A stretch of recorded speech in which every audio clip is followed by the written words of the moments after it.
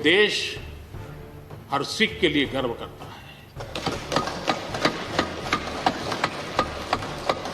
देश के लिए क्या कुछ नहीं किया इन्होंने,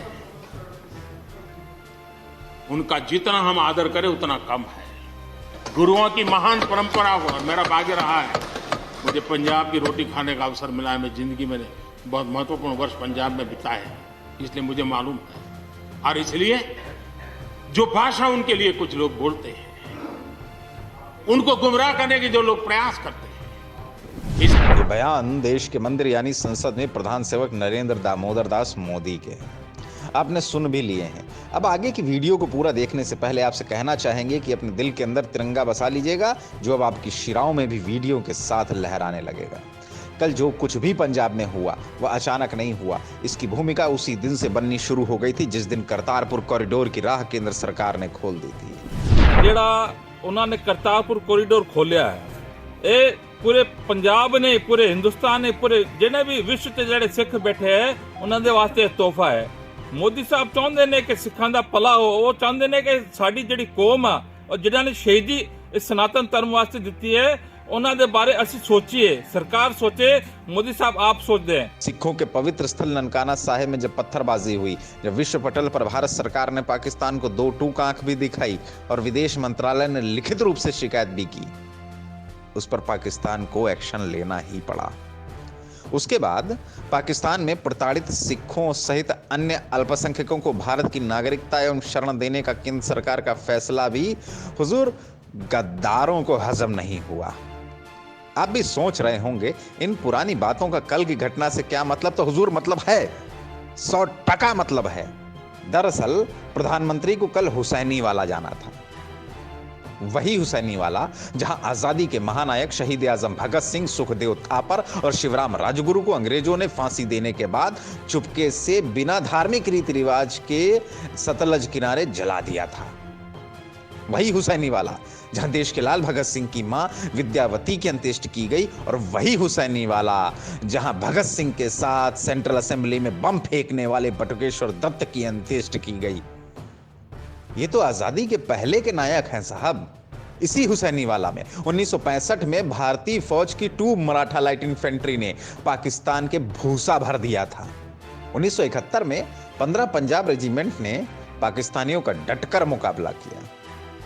आजादी के बाद से ही इस पर पाकिस्तान की नजर है।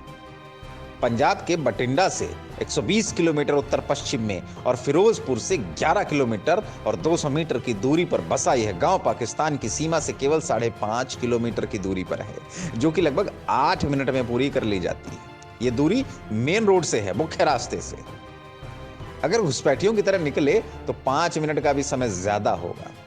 दूसरी ओर पाकिस्तान की सीमा में गंदा सिंह वाला गांव है। अभी आपको लोकेशन की भी जानकारी दी हो गई।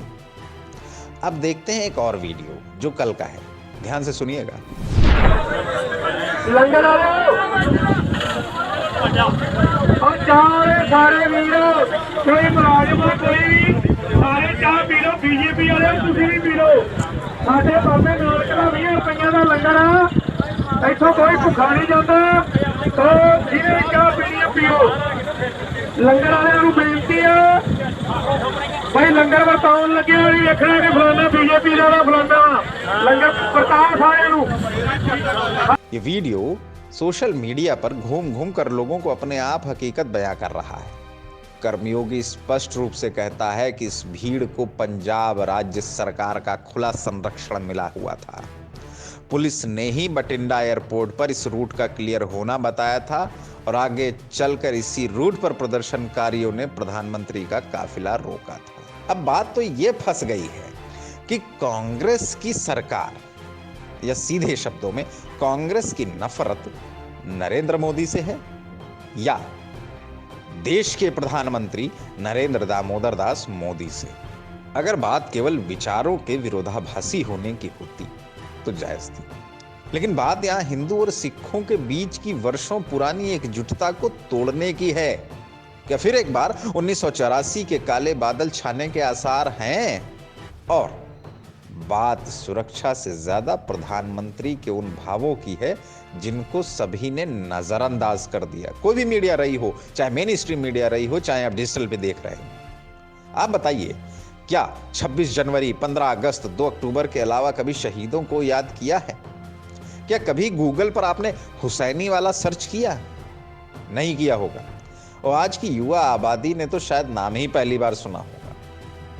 जो प्रधानमंत्री वहां जाने के लिए बढ़ा तो राह में ही रोक दिया गया, क्योंकि अगर पीएम पहुंच जाता तो हर एक घर में फिर बच्चे आज फिर एक बार भगत सिंह, सुखदेव और राजगुरु की कहानियां सुन रहे होते। फिर एक बार पंजाब रेजिमेंट की बाट टूटती, सिखों की शौर्य गाथाएं होती, साथ ही कम होती वह कसक जो किसान आंदोलन में सियासत ने डाल दी थी। यहाँ बात उन अमर शहीदों के सम्मान की थी। वैसे सिखों, अब आप फैसला करिए, क्या गुरु अर्जुन देव, गुरु गोविंद सिंह की परपाटी को जिंदा रखना है या इन सियासी दोगले किस्म के नेताओं के हाथों की कठपुतली बनकर धीरे धीरे भारत के पंजाब को भी खो देना है? याद रखना, भारत के इतिहास में 5 जनवरी 2021 की तारीख अब हमेशा याद रखी जाएगी।